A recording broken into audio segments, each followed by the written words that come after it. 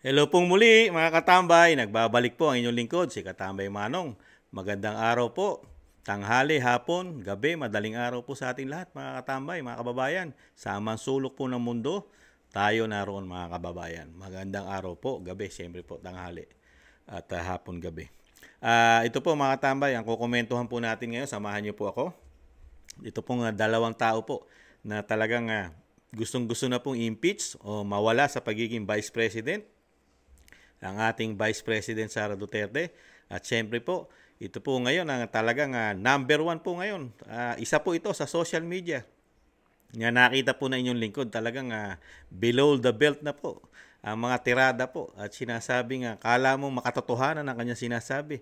At wala po siyang nakikita ang pagkakamali sa administrasyon. At wala po siya nakikita ang malalaking korupsyon. Lalo po yung dalawang tao, mga katambay, dalawang taong may kontrol ng pera ng bayan, na hindi maipaliwanag po kung nasaan ang pera ngayon ng Maharlika Fund na isang damukal na billions, at ganun din po ang sinasabing flood control na sikat po ngayon sa ating bansa dahil nga po napakarami pong sakuna, lalo ang pagbaha ay napakarami pong billions of peso na tumataginting po na hindi po maipaliwanag ngayon kung ito po ba'y totoong nagastos o nasa kanilang vault na malalaki, mga katambay, yata. Pero itong mga kritiko na ito, na meron din naman po kasi umuugong, mga katambay, na malaki raw po ang bayaran, lalo kung ikaw ay magiging detractors ng Duterte at bibigyan mo ng analysis laban sa mga Duterte, sigurado. Kasi itong dalawang ito, mga katambay, talagang may sympathy po ito at nagamit po ito ang sinasabing DDS. Mga dati rin po itong DDS as supporters po ng mga Duterte. Pero ngayon, iba na po ngayon ang mga bibig nila. Iba na po. Iba na po ang lumalabas sa bibig nila. Mababantot na po pagdating po sa mga Duterte. Pakinggan po natin, mga katambay. Dalawa po ito. Isa si Attorney Gadon. Pakinggan din po natin si Attorney Gadon. Pero unahin muna natin ito na nasa social media, mga katambay. Mabobosesan nyo po kung gaano siya katindi, bumanat. At napakarami niya pong mga sinasabing kathang isip po yata. At pinaniniwalaan po ang kanyang mga sinasabi na kala mong totoo at maniniwala na ang taong bayan, lalo ang mga OFW. Pakinggan po natin. Si Sara Duterte na ang least trusted. Siya na ang hindi pinagkakatiwalaan government official. 59.3 si PBBM, 56% si Sara Duterte. Si Martin Romualdez, 57%. Ang syeket-syeket naman. Ang laki ng tama ng issue sa pagpapahukay kay Ferdinand Edralin Marcos. Sabi ni Malti, hindi niya gagawin yan. Metaphor lang yan. At saka kung gawin man niya, isa yan banta. Ay, does it make it any better? O, mas okay ba yun kapag sinabing banta? Mas magandang pakinggan sa tenga. Even if it is a hyperbolic statement, kahit metaphor lang yan, dahil magkaibigan, si Aimee at si Sara, dapat naisip niya yun. Pag sinabi ko pala to, masasaktan yung isang kaibigan ko. So is that how you treat a friend? Hindi ako magtataka kung masama ang pagtrato mo sa kaaway. Pero sa kaibigan? Really? I'm convinced na itong mga latest antics ni Sara Duterte nakapag-contribute sa kanyang pagbaba sa survey. Si Sara Duterte Tingnan nyo, mga tambay, nakita nyo paano bakbakan na talagang ginagawa pong tanga. Pati mismo si Sara Duterte, ginagawa si Vice President Sara Duterte, ginagawa niyang tanga at pinaniniwala niya rin sa kanyang kakapirasong nagpapakatalino po ito. Sinasabi po ito, abogado po yata ito, nag-aaral na abogado siya, mga tambay. Pero nakita niyo po kung paano niya po i-content ang para lang masira ang Vice President. Dinadala niya rin sa isang kaibigan at parang pinalalabas doon sa mga issue po nung una na dinadala niya ay saan? Sa paghuhukay nung sinasabi pong kaibigan po, di po ba? Ng Sara Duterte, ng ating Vice President. Pero ang sinasabi nga po ni Kamanong, totoo po ba 'yon? Totoo po ba, mga katambay? Hindi, di ba? May dahil lang po ang Vice President noon. Pero nabigyan na po natin ng vlog yan. Pero ito po, hindi tumitigil, mga katambay, pagdating po sa mga Duterte. Ito pa isa, pakinggan nyo po. Ito naman po kay Budol daw is real. Ito po sa ama naman, mga katambay. Ibang klase bibig nito . Binudol na naman niya ang taong bayan, mga Ojero. Ang gamit niya, yung kanyang mga alagang senador. Kaya sila nandyan, kaya sila nakapwesto. Eh di nakita niyo na kung paano mag-manipulate itong matandang to. All eyes will be sa... Walang respeto, di ba? Wala siyang respeto sa dating Pangulong Duterte. Ang tawag nila lang, matandang ito. Binudol itong matandang ito. Ano kaya na-contribute nito, mga katambay? Kasi ang nakikita po ni Kamanong, ang na-contribute lang po nito, itong vlogger na ito, yung kumita po at bayaran po yata ng pera ng taxpayer. Kasi kung ito po ay tumatanggap ng pera, ito po, kung tumatanggap po ng pera yung vlogger na yan, eh taong bayan pa rin po nagpapasweldo dyan, mga katambay. Taong bayan pa rin na nagpapasweldo sa kanya. Dahil kung totoong ito'y binabayaran ng politiko, ha? Kung totoo, mga katambay. Pera pa rin ng bayan, pero yung naglingkod po ng napaaganda ng 6 na taon sa atin, eh, binabastos lang. Matandang ito. Tatanda ka rin. Bagay, baka gusto mo rin pagtanda mo, ganyan din ang bigay sa iyo na itong matandang ito. Binubudol kami nitong matandang ito. Hindi po ba dapat tayo magsalita na binubudol tayo nito? Kasi yung pera natin ang pinasusweldo yata rito di umano mga tambay. Ibang klase ang bibig nito, no? Itong vlogger na ito. Bastos, di ba? Senate on Monday.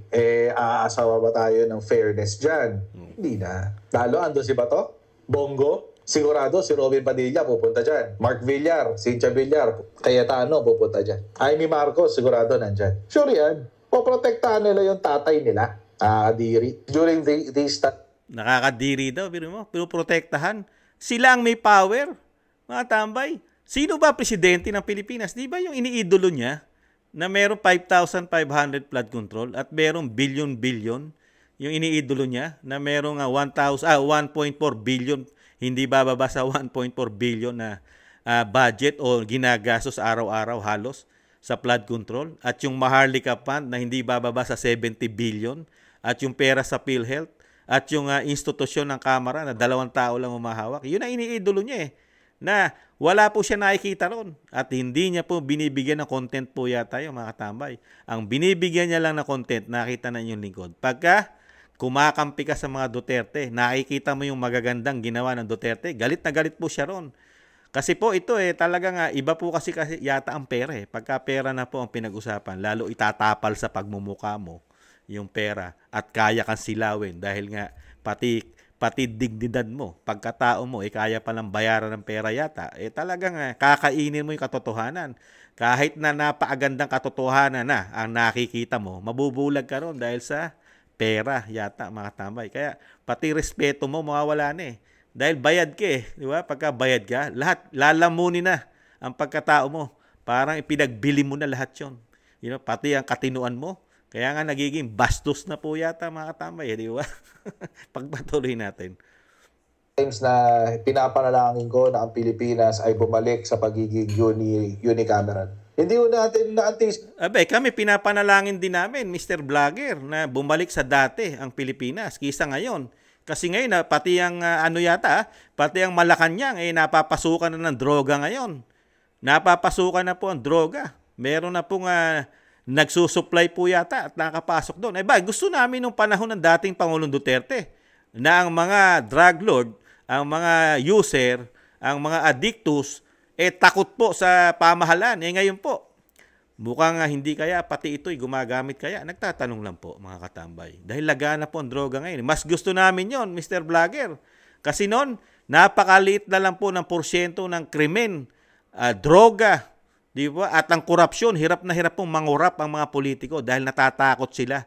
Dahil ang presidente ay galit sa korupsyon, galit sa krimen, galit sa droga. Di po ba? At halos lahat po ng mayayaman, bilyonaryo ay nasisingil niya ng taxes. Ngayon po ba, nasilip niyo po ba yun, Mr. Vlogger? Yung kabutihang ginawa niyo? Hindi. Hindi nila makikita yon. Siyempre po, may therapy yan Di po ba? Di kaya, mga tambay? Nahiyang-hiya tayo rito, mga tambay. Talagang yung conclusion niya, siya lang, sarili na lang niya Saka, ang maniniwala rito sa mga ganitong tao, mukhang pera din. Di kaya. Mukhang pera din ang mapapaniwala nito. Naghihintay po ng magbibigay sa kanila. Di ba? Kasi, nagiging bulag sa katotohanan Anong klase po bang gobyerno meron tayo ngayon? Ano po ba mga proyekto? Magtatatlong taon na po. Ang proyekto pa lang po, yung mga natapos o matatapos ng build. Yun lang ang nakikita natin nagkakating ribbon dahil tapos na. At nakalagay na po pangalan nila ron. Di po ba? At yung proyekto po na sinasabi nga po ng magagaling natin makabayang analyst, walang pondo.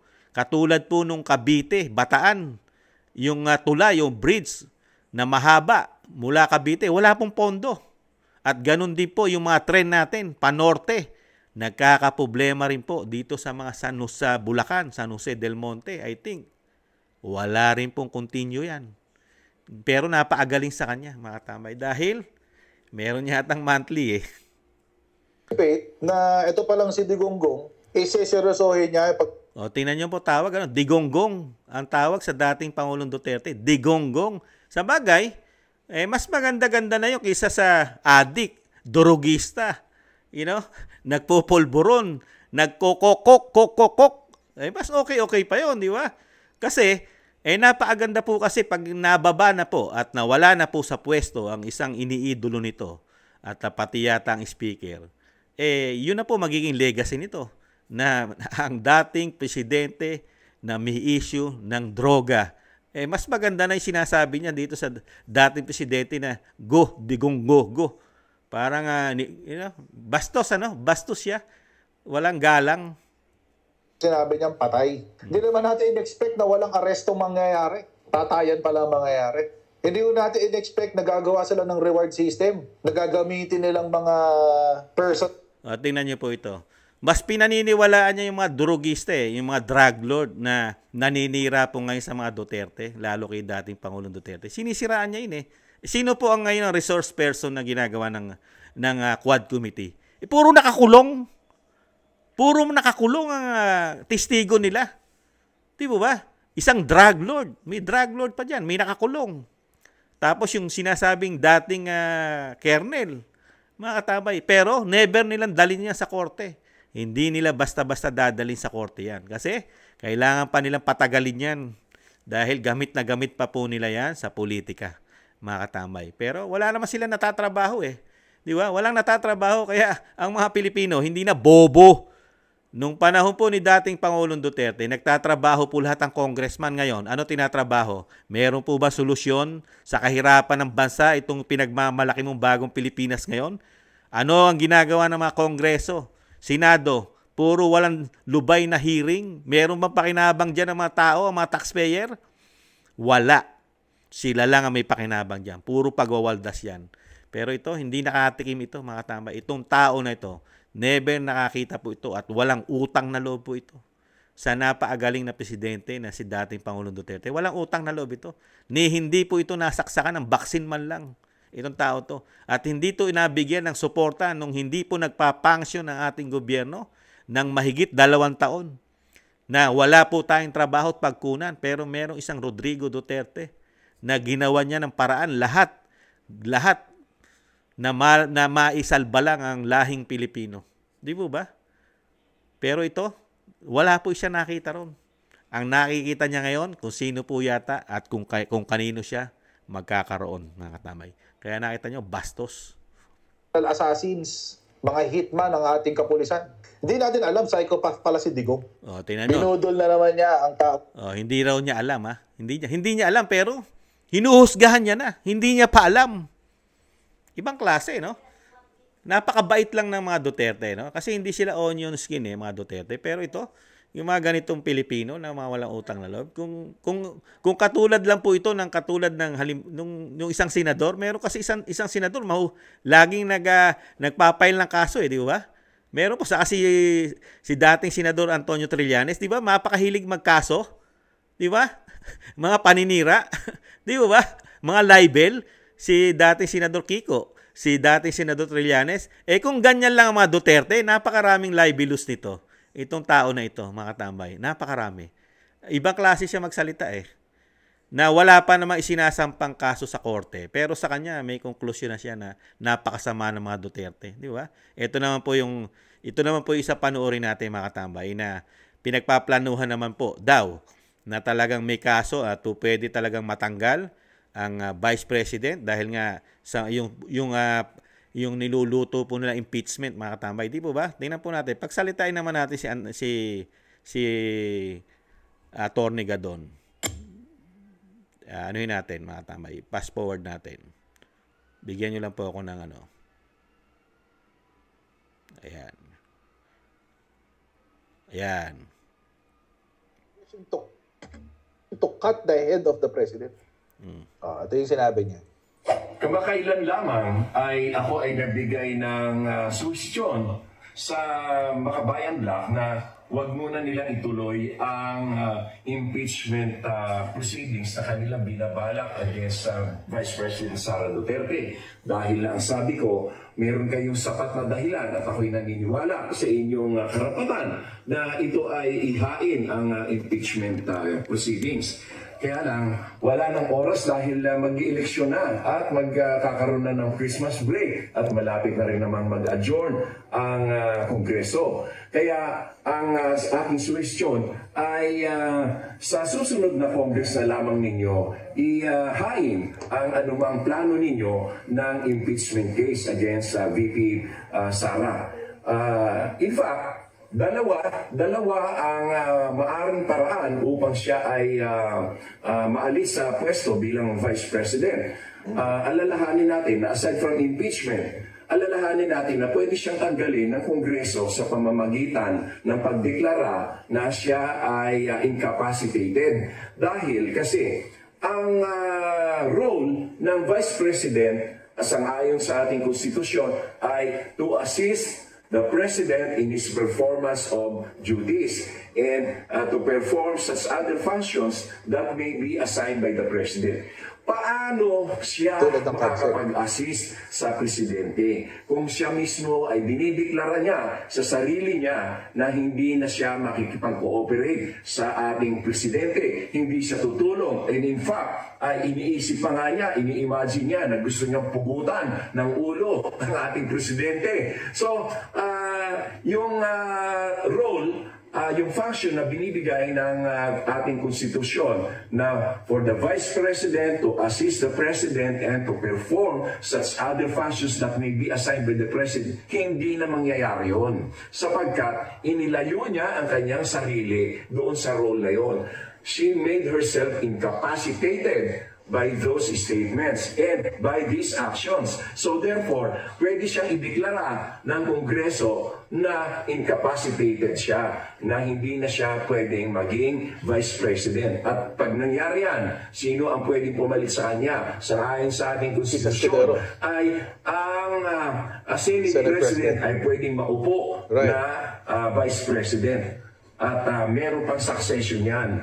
Kaya ako, ang aking suhestyon sa Makabayan Black ay i-consider nila ang dalawang pamamaraan upang matanggal sa pwesto si Vice President Sara Duterte. Anyway, hindi na rin naman siya nakaka-function ng gusto at wala na siyang plano na makipagtulungan sa ating pamahalaan at sa administrasyon ni Pangulong Bongbong Marcos Jr. At ngayon ay idiniklara na niya ang kanyang sarili na talagang hindi na siya parte ng administrasyon. Kaya ako ay nagbibigay lamang ng suhestyon sa inyo sapagkat ang bagay na yan ay ang Kongreso lamang ang may kapangyarihan. Kaya pag-isipan ninyo mabuti ang aking suhestyon at ito ay pag-aralan. Maraming salamat. Yun yung kanyang suggestion. Oo. I-declare na siya as incapacitated. Take note ha. Hindi po sinabi na mentally incapacitated. Yan. Wag na natin ituloy. Dahil alam naman natin layunin. At buhay. At nabubuhay na naman po para maging kritiko na rin po at detractors po ng BP Sara. At parang hindi natin alam ang history din po ni Attorney Gadon, di ba? Galit na galit po yan. Galit na galit po sa mga kaliwang grupo yan, lalo sa Makabayan Black, di ba? Nung hindi pa po nananalo ang ang Presidente Marcos Jr. May programa po sa radyo yan dati po ba? Yung kalimutan ko lang po pangalan yung programa. At galit na galit po yan sa mga kaliwang grupo. At galit na galit po sa mga dilaw yan, sa pink, di ba? Sa liberal. Pero ngayon, hindi na po. Kinain na rin po na sistema ang Larry Gadon, mga tambay. Nabulok na rin po yata ang isang Larry Gadon. Abogado po ito, mga tambay. Abogado, pero nakita nyo po yung kanyang mga binitawan na hindi na raw po ang Vice President ay pupwede na raw po na i-impeach dahil doon sa pinaliwanag po nitong dalawang ito isang vlogger. Umuoo naman, sumasang-ayon yung vlogger. Yung sinasabing si Gcash ba yun? I don't know. Jared po ba yun? May tinatawag po ng mga Pilipino na Gcash daw po yata. Ano sabi ng abogado? Dahil nga, bumitaw na po sa administrasyon. Wala na raw po sa administrasyon. At ano pa yung sinasabi? Ang mabigat. At puputulan pa raw po ng leeg ang Pangulong Marcos. Mga katambay, ang sinasabi ni Attorney Larry Gadon.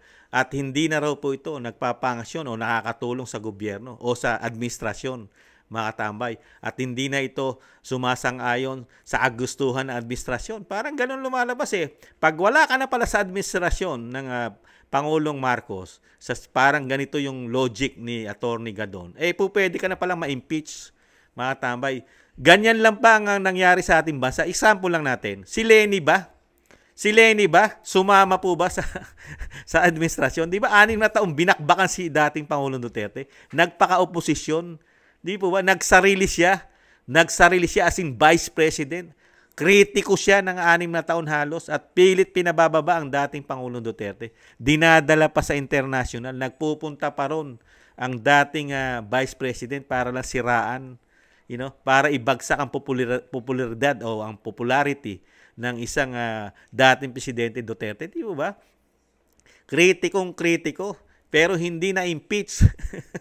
Pero ito, isasabihin mo, yung binigyan mo lang ng ground, yung pagbitaw niya sa gabinete, tapos yung pagpugot ng ulo, hindi ka man lang nag-research. Isa kang abogado, itong dalawang ito itong si I think Jared, saka itong si Attorney Gadon, hindi man lang nag-research. Walang research na ginawa.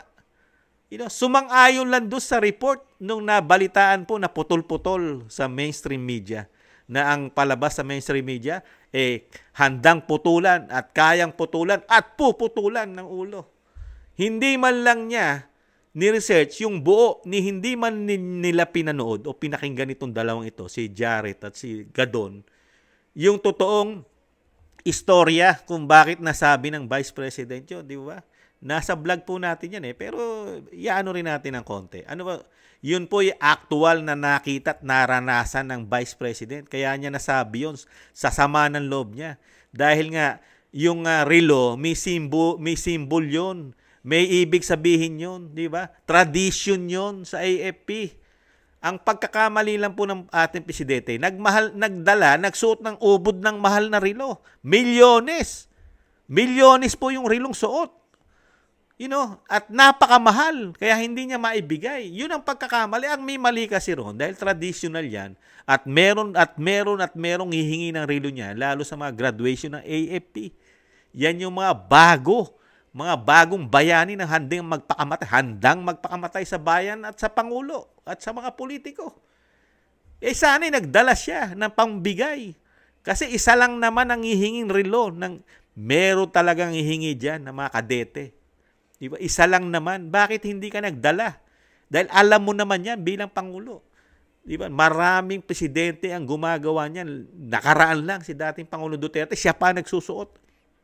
May suot siyang relo, binibigay niya. Kaya lang yung ating presidente kasi, hindi rin nag-research. Talaga nag-attend siya ng isang graduation ng AFP na nagsuot siya ng mahal na relo.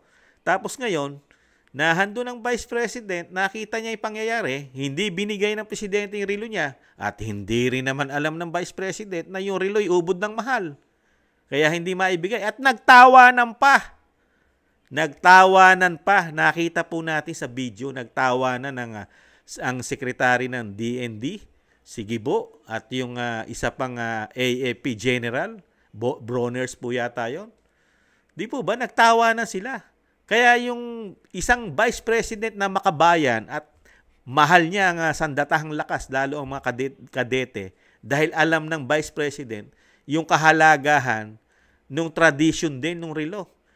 Kaya nga nasabi niya nung time na yon, dahil nga napahiya ang batang kadete, at siya rin napahiya rin na merong presidente na first time niya siguro naka-encounter bilang isang mambabatas at isang politiko na naging vice president pa siya.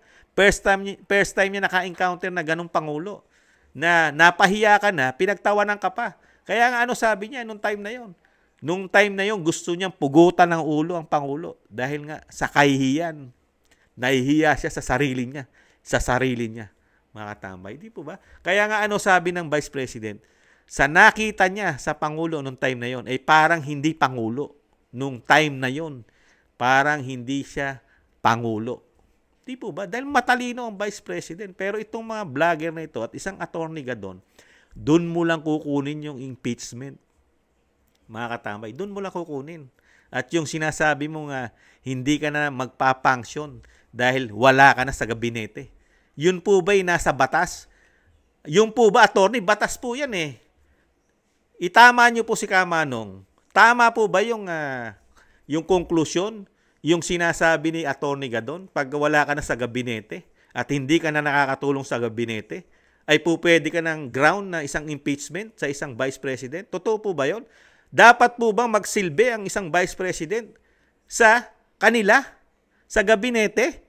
Di po ba hinahalal natin ang taong bayan, pati ang Pangulo, hindi sa gabinete magsisilbi yan? Sa taong bayan, Mr. Gadon. Attorney Gadon, sa taong bayan po nanumpa ang Vice President, maglilingkod siya sa taong bayan, hindi sa gabinete ng Pangulong Marcos. Kahit wala po siya sa gabinete ng Pangulong Marcos, gumagana po ang paglilingkod ng isang Vice President. Meron po siyang nilagay na mga offices, mga satellite offices niya sa buong Pilipinas. Kaya nga nangunguna pa siya sa mga kalamidad sa pagtulong. Naunahan niya pa ang mga boss nyo. Ang ginodiyos nyo ngayon, patulad po ni Atty. Larry Gadon, kinain niya na po ang kanyang prinsipyo. Yung sinasabi niya, galit na galit po siya, lalo po sa mga alipores po ni Joma Sison na namayapa na galit po siya. Sa mga makakaliwang grupo, sa mga NPA. Ngayon po, hinahangaan pa ngayon ng isang Larry Gadon. Hangang-hanga pa siya. At proud na proud pa siya na parang inuutosan niya pa ang impeachment na wag sana sa susunod na taon na kasi magbe-break na raw po ang institusyon ng Kamara at Senado, mga tambay. Ibang klase, no? Kinain na lahat. Si Atty. Gadon po pala, para din po pala itong aso, di umano, at parang baboy, mga tambay. Yung kanyang mga sinusuka noong mga panahon, siya galit na galit sa mga dilaw, sa mga pink, sa mga kaliwang grupo, sa makabayang black. Ngayon, ginangab-ngab niya ngayon muli yata, mga tambay. Kinakain niyang muli yung mga kanyang mga paninindigan at mga sinabi po rito. Hindi kaya, nagtatanong na si Kamanong, ganitong klase po ba ang makikita natin sa taong gobyerno? Abogado?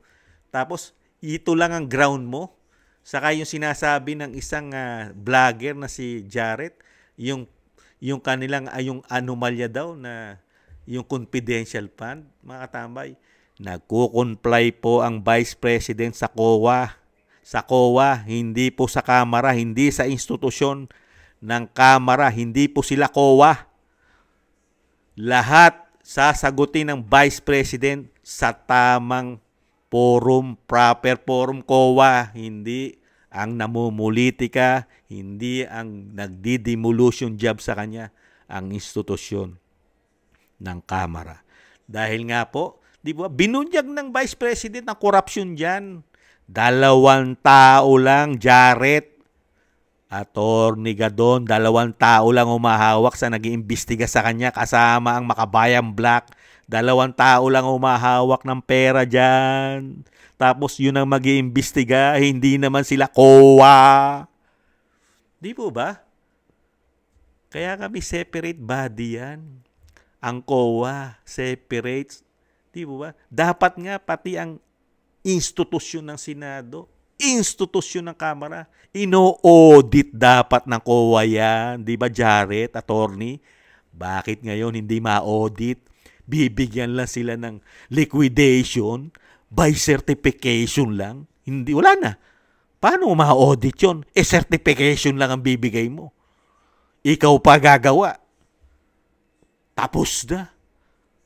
At walang public hearing. Pagkakatiwalaan ba ng isang vice president na yan na maglitis sa kanya? Hindi naman COA yan. At may tinatago ring kabalbalan sa mga Pilipino, lalo sa paghawak ng pondo ng bayan. Attorney Gadon, Jared na hindi yata nababayaran. Walang paggalang, bastos ang bunganga sa mga Duterte. Lalo sa ang tawag matandang Duterte, digong nyo. Bastos. Wala pa man lang sa kalingkingan ng credential. Ito, binabastos mo. Wala pang maipagmamalaki yung ginojos mo. Katulad nitong ginojos ni Jared. Wala pa sa kalingkingan kahit sa gakuko na maipagmamalaki sa isang Rodrigo Duterte. Wala. Ano ang programa? Wala ngang pera. Lahat ng programa, hirap. Dahil sa laki ng corruption po yata. Napupunta sa napakalalaking corruption. Ano magiging programa po? Di po ba? Yun nga mga programa, hindi nalalagyan ng pondo. Yata. Mismo ang Senadora Amy Marcos na nagbubulgar niyan. Di po ba? Pero ginojos, pinagmamalaki. Tapos, ida-down mo yung napakagaling na presidente nagdaan sa ating bansa sa loob ng 6 na taon. Puro kabutihan ng mga normal na tao. Ngayon, pinagtatanggol nyo yung mga salot ng lipunan, mga drug lord, na sinisira ang kinabukasan ng kabataan at pati katandaan. Droga. Ngayon, sila ngayon ang bayani. Ibang klase ang utak nyo. Nasaan ang mga utak nyo? Puro nasa puwet. Parang nasa puwet lang mga utak nyo. Nagtatanong lang si Kamanong, pag utot, wala na. Ganun po ba? Ibang klase, di ba? At walang makitang logic si Kamanong kay Atty. Gadon, di ba? Wala eh. Tapos sasabihin mo, tanging kongreso lang ang institusyon ng dalawang. Tama, silang may kakayahan na i-impeach ito. Pero paano tatakbo ito? Unang-una, binigay mong halimbawa. Ang mandato ng mga naglilingkod sa atin hindi mandato ng politiko. Hindi maglilingkod sa politiko ang mga politiko. Tapos sasabihin mo yan ay isang ground para ma-impeach ang isang vice president dahil nga kumalas na siya bilang sa gabinete. Wow, unbelievable. Samantalang nagtatrabaho ang vice president, mas masipag pa, kapaki-pakinabang pa, kahit iniipit ang kanyang pondo. Kahit ang pondo niya ay gusto na nga isiro, katulad ngayon, 2025, next year, ang laki na ibinaba ng pondo niya. Pero nakikita niyo naman po kung paano po magtrabaho ang Tatak Duterte. Merong mga congressman, ang ayudang binibigay, nakasakay daw at nagmamalaki pa yung taga Bicol. Dump truck, Dump truck.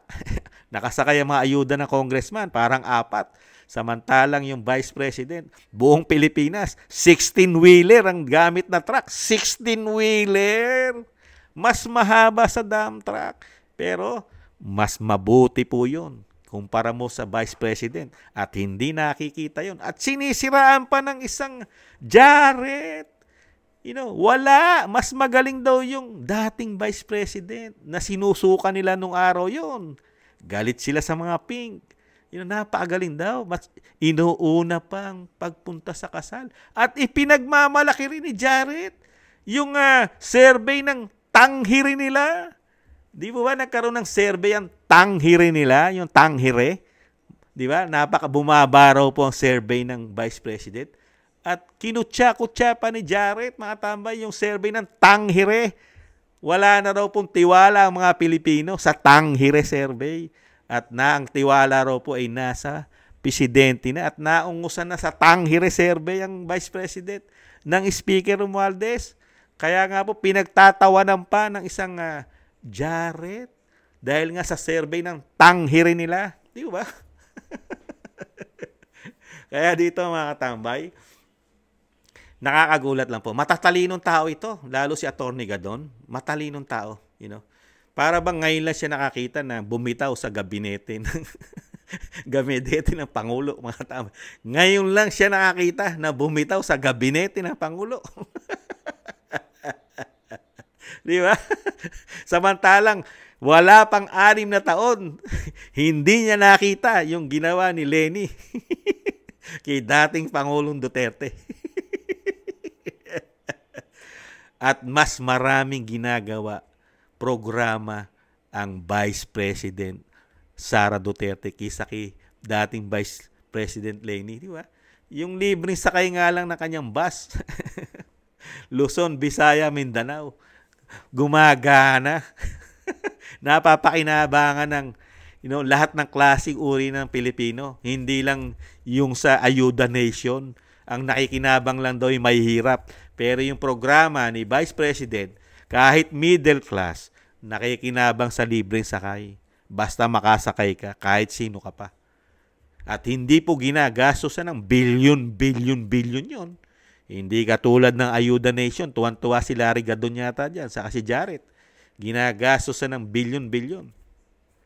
Mas hahangaan po ng taong bayan, lalo ni Kamanong, si Atty. Gadon, saka si Jared, kung iimbestigahan nyo at lalagyan nyo po ng question. Questionin nyo po ang flood control project, for how many billions ang ipinondo dyan, nasaan yon at nasaan yung mga proyekto. May corruption ba dyan? Atty. Gadon, bakit di kayo nagsasalita dyan? At yung Maharlika Fund, nasaan na po yun? Wala pong opisina, walang contact number, pero nag-uumpisa na, walang kita. Kamusta na yon, Jared? At yung ginto sa Central Bank, at yung issue ng droga sa Pangulo, yung kay Cathy Binag, bakit hindi nyo pinag-uusapan yan? Atty. Gadon, napapasok na rin po ang Malacanang ng droga. Kamusta na po? Baka hindi kaya may gumagamit po dyan isa sa inyo sa Malacanang. Nagtatanong lang po taong bayan sa Atsika Manong. Hindi naman masama magtanong, di po ba? At syempre po, nasaan na po yung mga isyong malalaki? Yung investigasyon ng billion na dinadagdag po sa mga ahensya ng gobyerno ng 2 tao. At paano na rin po yung pera po na binopondo natin ng for how many billions din dyan sa mga Ayuda Nation. Wala po bang korupsyon yan, Jared? At yung pera pong paglipat sa PhilHealth, Atty. Gadon, Jared, wala po bang korupsyon yan? Wala po bang ground yan for impeachment? Di po ba? At marami pang iba. Di po ba? Napakarami pati loto, di ba? At marami pang pumuputok na issue about sa pera ng bagong Pilipinas. Di po ba? Pero itong dalawang ito, ibang klase, mga tambay. Mas mainam nga yan Subukan nyo impeach at gawan nyo ng mga issue sa social media at sa mainstream media. Pasamain nyo ng pasamain sa inyong mga balita, sa inyong mga komento sa social media. Gawin nyo ng gawin. Malapit na ang halalan. Tingnan natin ang galing ng inyong mga minamanok. At may katapusan din po yan.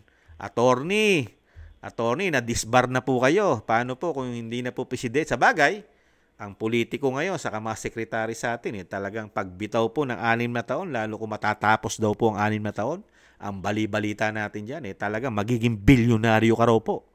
Kaya kahit hindi ka na abogado, mabubuhay ka na ng talagang hanggang buong buhay mo, mayaman ka sa loob lang yata ng 6 na taon sa gobyerno.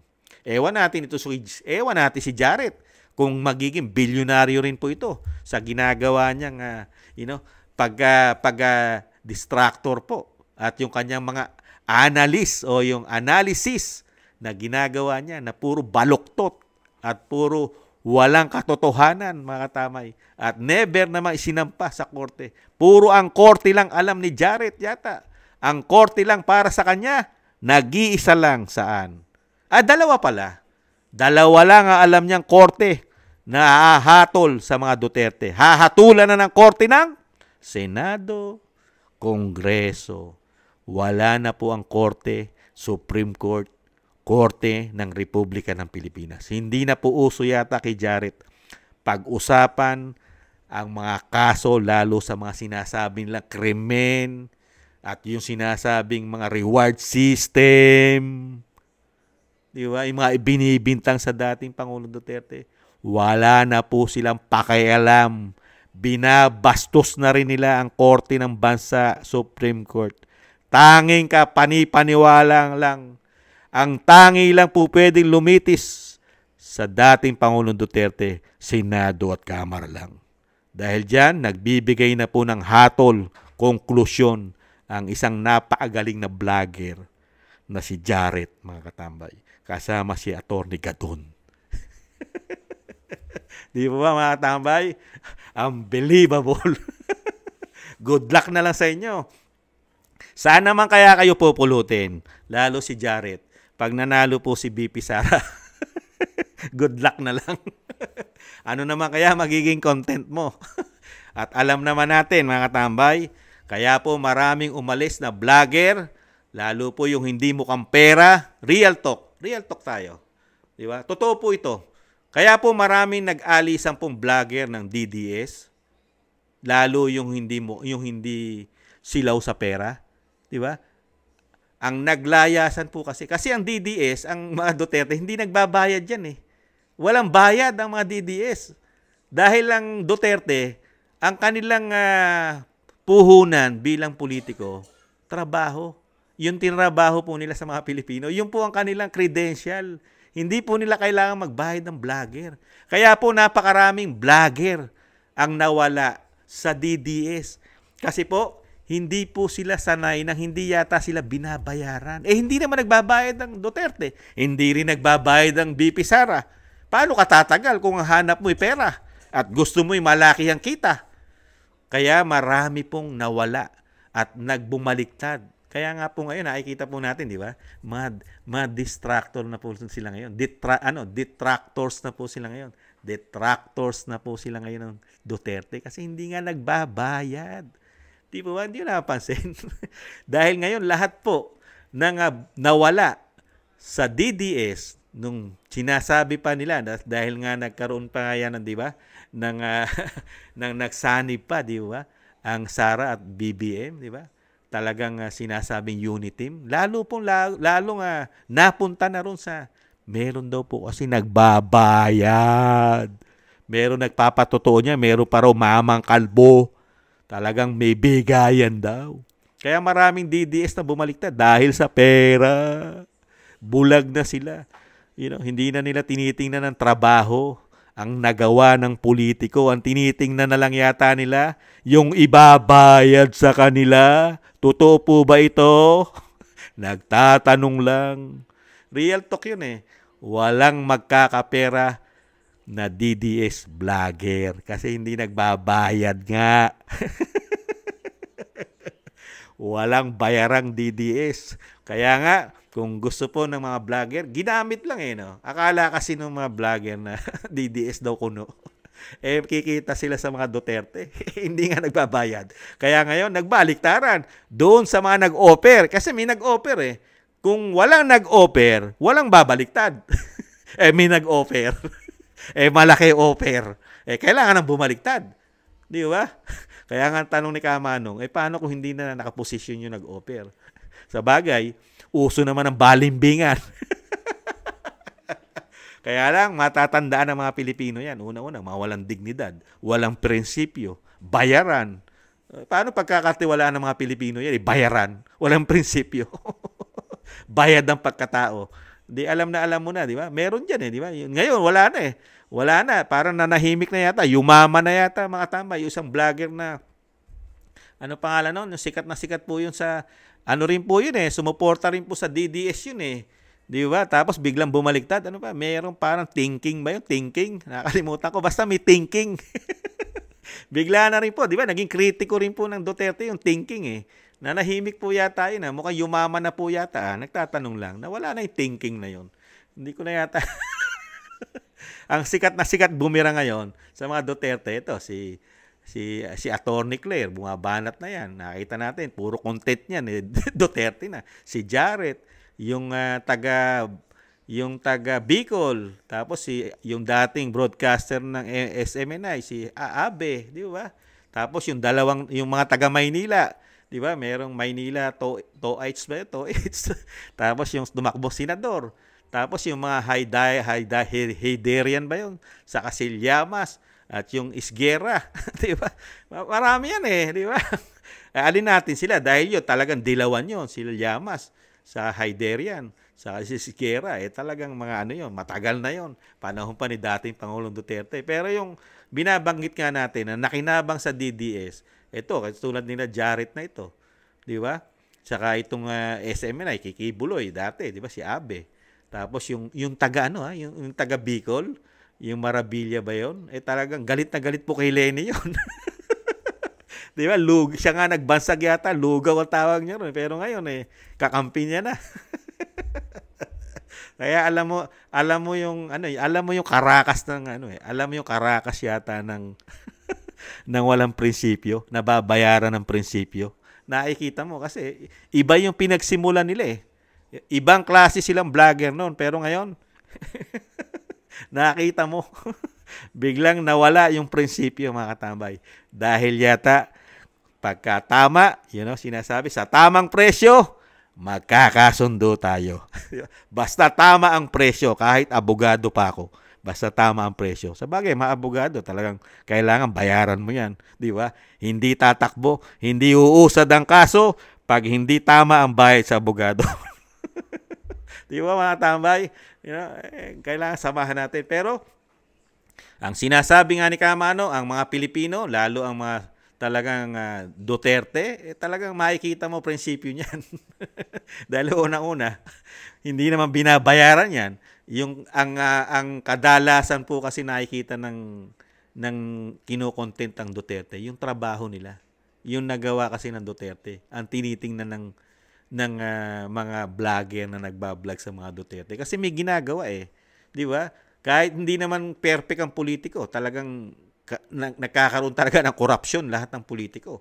Kaya lang sinasabi ni Kamanong, kahit na may korupsyon ka, pero may tinatrabaho ka, nakikita yung pera ng Pilipino, merong nagagawa. Hindi yung lahat ay nabubulsa at tinatangay ng baha.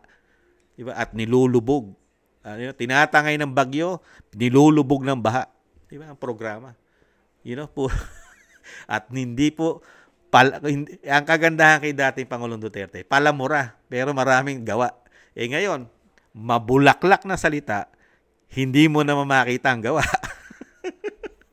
Di ba? Pero ang kasarapan naman ngayon, kahit wala sa kalingkingan ng dating Pangulong Duterte ang estilo, ang trabaho, pero napakaraming tagahanga. Doon ka na magtatanong. Napakaraming tagahanga, pati mga kaliwang grupo tagahanga, pati mga mainstream media tagahanga rin yata. Kahit walang masyado achievement, pero napakaraming humahanga. Lalong-lalo sa social media, napakaraming tagahanga ng speaker at ng presidente, mga katambay. Doon ka hanga. Dahil nga, basta tama ang usapan, tama ang presyo, magkakasundo tayo. Ganyan ang mga walang prinsipyo. Muli po si Katambay Manong. Yan, medyo nagising tayong lahat dito sa una-una sa vlogger na bastos, mga katambay. At sa napakagaling na abogado na si Larry Gadon. Muli po si Katambay Manong. Maraming salamat po sa mga naagusto po ng ating maliit na Tambayang Makabayan sa YouTube at TikTok. At thank you rin po sa mga naagusto po. Siyempre sa mga nagla-like, share, and subscribe at nagko-comment. Thank you po mga tambay. At hindi nyo po iniiwanan at nananatili po kayong sinasamahan si Kamanong. Muli po, paalam, ingatan nawa. Bye-bye, sa muli.